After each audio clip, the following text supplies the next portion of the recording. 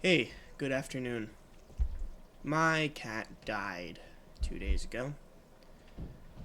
Obviously not this one, but my other cat, Mila. You can actually see behind me. The couch is all torn apart there. Because she was hiding inside of the couch, dying when I found her. And I just kind of haven't had the motivation to put it back together, I guess. I woke up 2 days ago and it was a normal morning. I made my coffee. I came downstairs, I sat down at the computer, and little buddy came over to me. However, Mila was nowhere to be found, which I thought was kind of confusing. It's kind of weird. Usually she makes herself known at the very least. And so I start looking around. There's a couple spots she might be if she's not with me. She's in none of them. And then after I exhaust all of her spots, I'm like, damn. I'm like, I think something's wrong. I just really get that sinking feeling that like something must be wrong. And I went over to the couch because there's been times, especially when she was a bit younger, she really liked to like go inside the couch, like the soft liner underneath. She like tore a hole in it and she would go like hang out in there. And I'm looking and I'm kind of reaching around and I find her. I poke her, and it's like this hanging warm mass of cat hanging down from the bottom of the liner for the couch. And I poke it and she kind of makes this noise and I'm like, shit. I'm like, this is not good. Something is not right. I'm like, this is really bad. And I tear the couch apart. Little buddy's there with me. He's upset. That's his best friend. And I get it open and I kind of drag her out and she's kind of protesting. She's like making all sorts of sounds. And I get her out. And then I saw something that I think frankly traumatized me and is going to kind of be stuck in my head for a while. And it's already been flashing back and playing over and over. Was I got her out of the couch, I picked her up and I put her down. And I'm still kind of like, what's going on? And I put her down and she's crawling away from me and her rear legs are paralyzed and she's like covered in pee on her like back paws. Um, and I was just like, what the fuck? I'm like, really? Like, it sucked.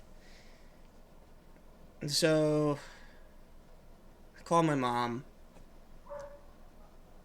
I, I my mom tells me the best emergency vet to take the cat to. I take her there,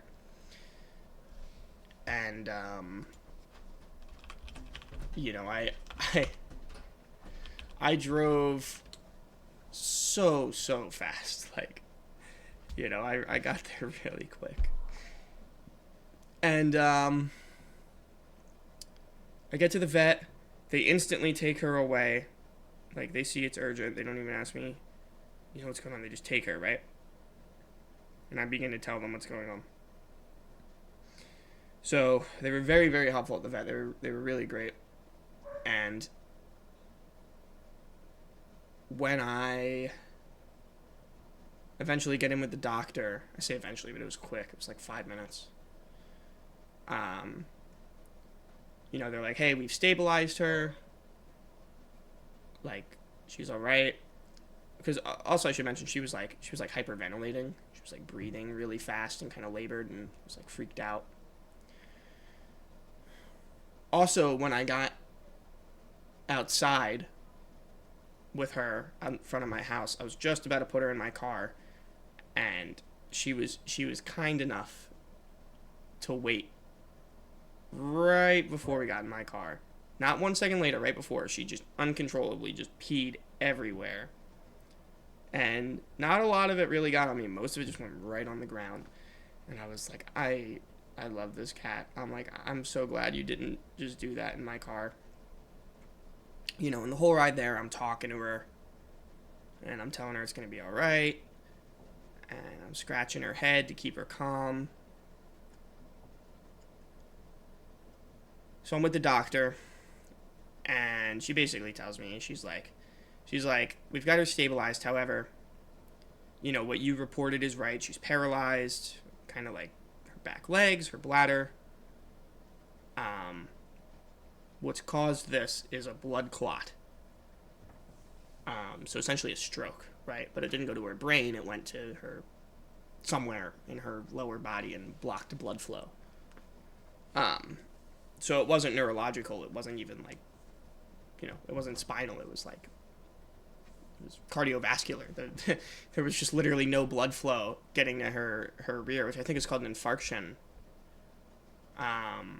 Which I think is like really, really painful too. Which like I wouldn't have known it because she was being so strong. And she basically told me, she's like, the infarction itself is pretty not good, but like usually like at this point has like a pretty good prognosis. She's like, however, the underlying cause for it is bad. Essentially, the only thing that would cause a 6-year-old, previously perfectly healthy cat who was completely and totally asymptomatic of anything wrong with her. I mean, she was perfectly healthy the day before she died, right? That's why it was so shocking. It was like it was crazy. The only thing that would cause this to happen to her is something called hypertrophic cardiomyopathy, which can happen to people as well, and it's a genetic heart disease.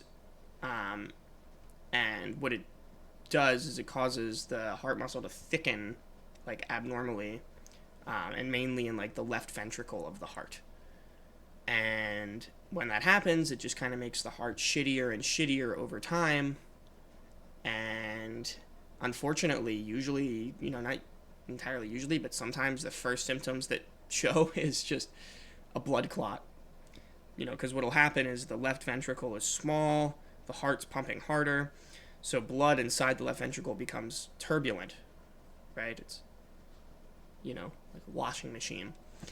And not sometimes, what eventually happens is a blood clot will form from this turbulent, bullshit happening in the left ventricle.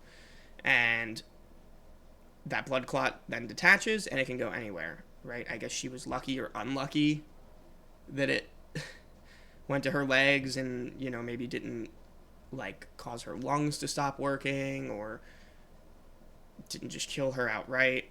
I don't know. But that was what happened. And basically the doctor told me that at this point, once the disease is advanced enough for blood clots to start forming and doing this, yes, we could bust the clot. It's expensive. It's invasive. It's uncomfortable. And it's not guaranteed.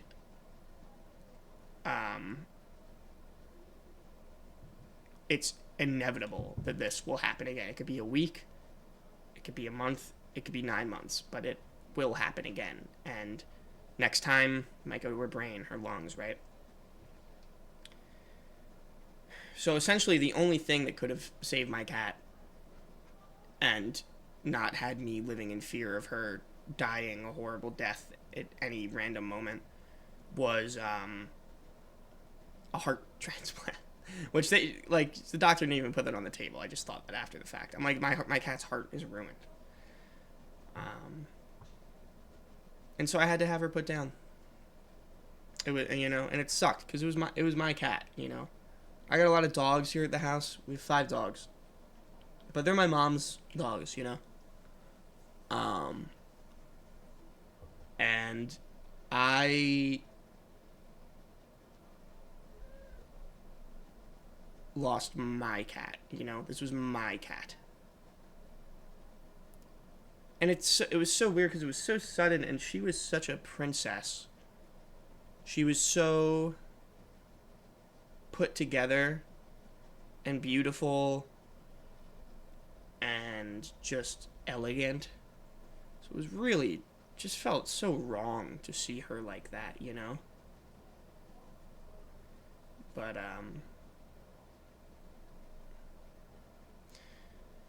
I guess I'm just thankful that she didn't suffer too long. And I wasn't sure if I wanted to, but I stayed with her when she died. She drew her last breath. My mom was there too. Go mom. Mom didn't want to be there, but she stayed there for me and for Mila. And the doctor, she was really, really great. She was excellent. She was so good. She was so good, that doctor. I mean, God bless her. She was just perfect. And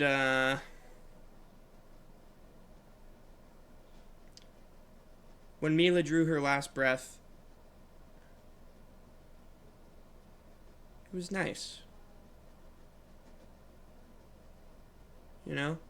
She was like, it was really peaceful. You know? It was just it was so peaceful compared to what the last few hours had been. It was literally just like she went to sleep. She was just curled up in her bed, just calm. I was showing her pictures of little Buddy on my phone because those two love each other. And I was just telling her I loved her.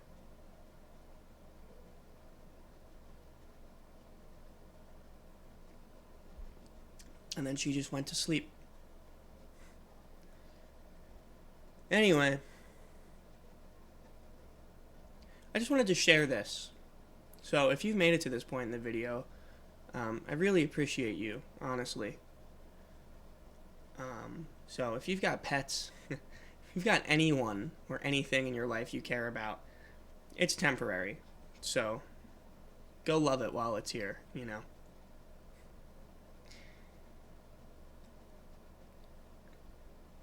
Thanks for everything, Mila.